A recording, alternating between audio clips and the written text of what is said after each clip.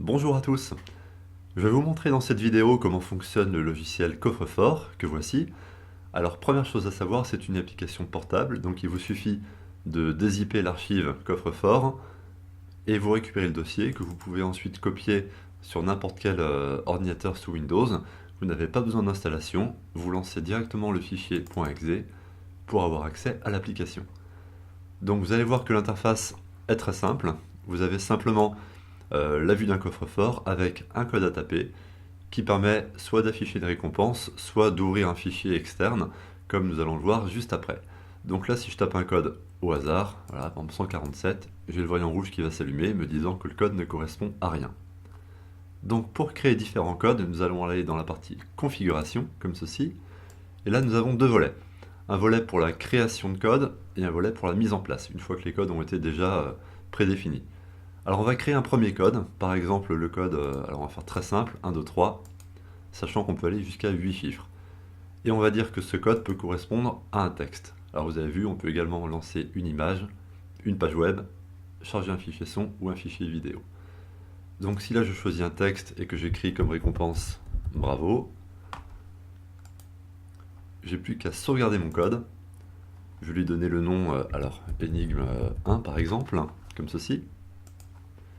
Donc mon fichier maintenant est sur mon bureau et je peux le garder pour une utilisation ultérieure. Je vais tout de suite créer une deuxième énigme. Alors on va faire toujours aussi simple, 4, 5, 6. Et 4, 5, 6, on va dire que ça va me lancer, allez, une page web.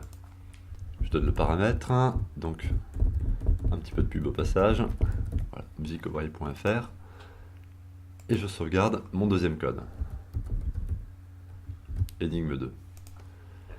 Une fois qu'on a une banque de données de différents codes, on n'a plus qu'à importer cela dans le deuxième volet de l'application, comme ceci.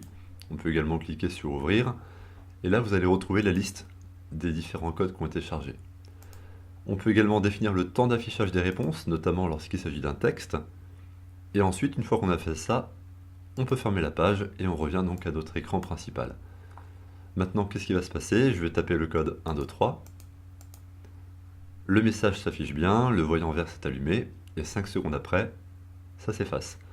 Deuxième code que j'avais tapé, 4, 5, 6, qui donc me lance la page web que j'avais définie à l'avance. Et c'est tout.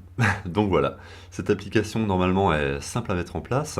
L'intérêt par rapport à un système à cadenas à code traditionnel, c'est qu'on peut définir plusieurs codes à l'avance. En fait, il n'y a pas de limite, on peut en définir autant que nécessaire.